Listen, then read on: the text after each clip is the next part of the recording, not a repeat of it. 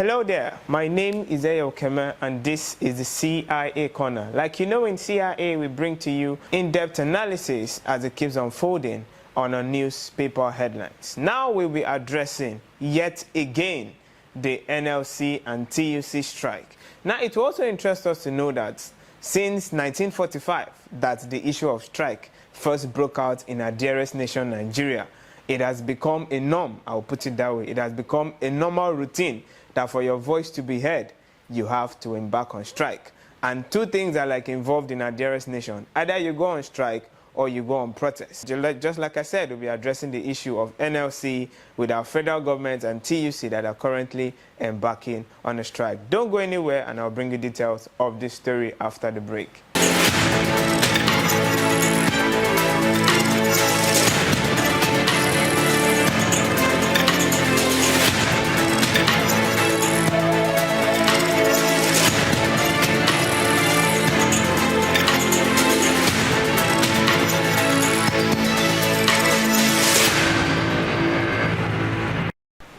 Alright, you're welcome back from that quick break. Now, I would say, personally now, this is my personal opinion, the brotherhood is not smiling.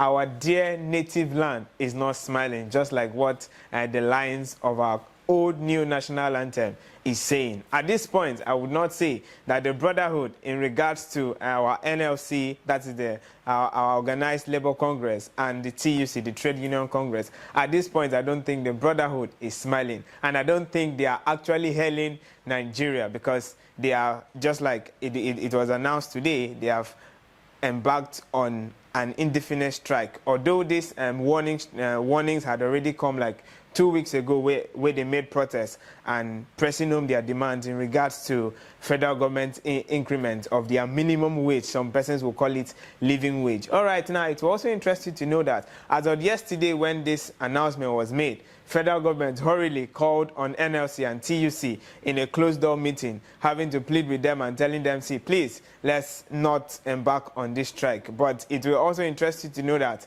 that particular indoor meeting, though Nigerians were anticipating that, oh man, this one that they have called these guys into a closed-door meeting, where the next we are going to hear that the strike will be called off, but that was not the issue, because as at the end of that meeting, TUC still pressed their grounds that, see, they are embarking on a strike unless federal government meets to their demands. And just like a recap, I would say, okay, now just like a recap, you can remember prior to this time, the NLC came out with 615 minimum wage increment, and the federal government actually brought it down to 48,000. They still press home their points, saying that no, they are not agreeing unless federal government gets to meet their demands. Now, some Nigerians were of the opinion that instead of NLC to be so rigid and place it at 65, they should at least be flexible depending on how our economy is currently, because every single Nigerian is actually going through a lot.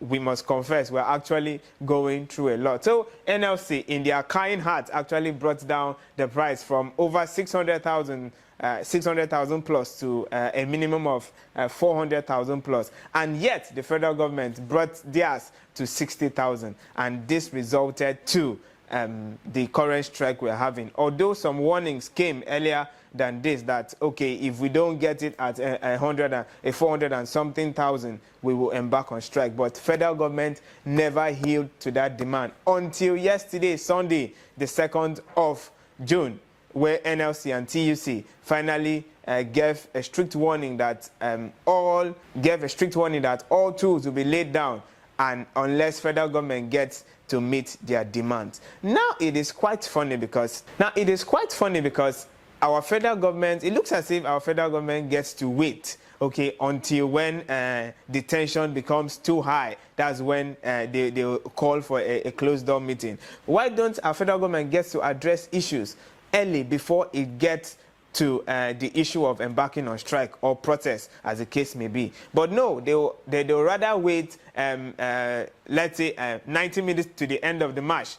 That's when they will now call you and start pleading that you shouldn't actually embark on a strike. And it's not actually funny. Now, let's do a little run on the 1 year in office of our dearest president.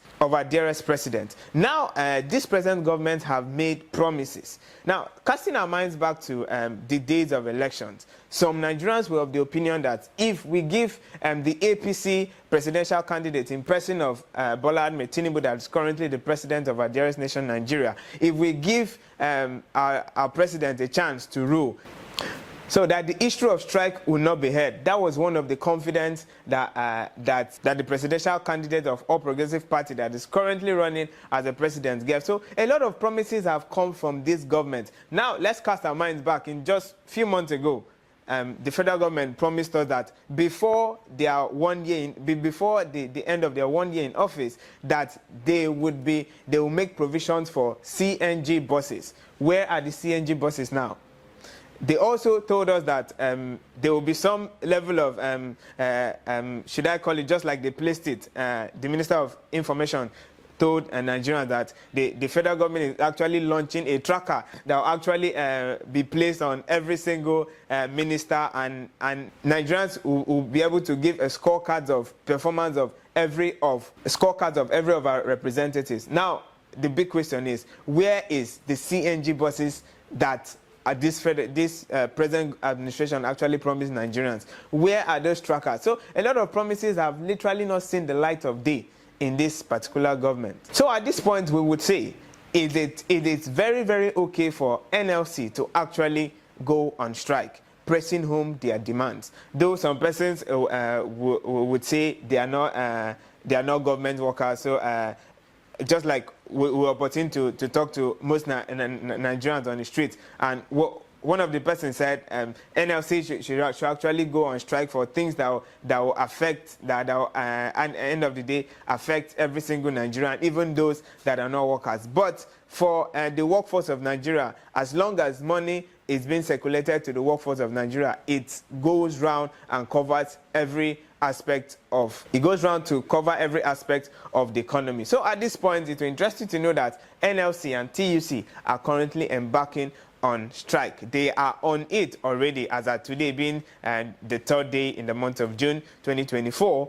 They are on it already. If you're passing through some civil service offices, you will discover that they are on lockdown, they are on lock and keyed. So at this point, we would actually plead with the federal government, rather than always allowing NLC. The next thing we'll hear now that ASU is embarking on another strike. Now, it looks as if two things, just like I said earlier, two things have been affiliated to Nigeria. What are other countries actually seeing about this country? Because the next thing we'll be hearing is, so it looks as if two things have been affiliated to Nigeria. Either we are going on strike or we are protesting, soldiers being killed, there is hunger, there is instability in the economy. So a lot of things are really, really not going well in this particular administration.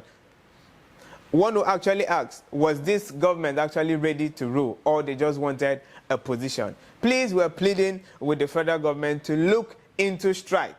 We are tired of always embarking on strike, and just like the National Assembly have actually said, our NLC and TUC should come back for a roundtable discussion. Why not always implement these things rather than allowing these bodies to go on strike before you tend to meet up their demands? I know most government officials are saying the timing for this NLC strike is actually not okay, depending on the fact that the country is actually going through a lot of economic crisis. We get to understand that aspect, but the masses are actually suffering.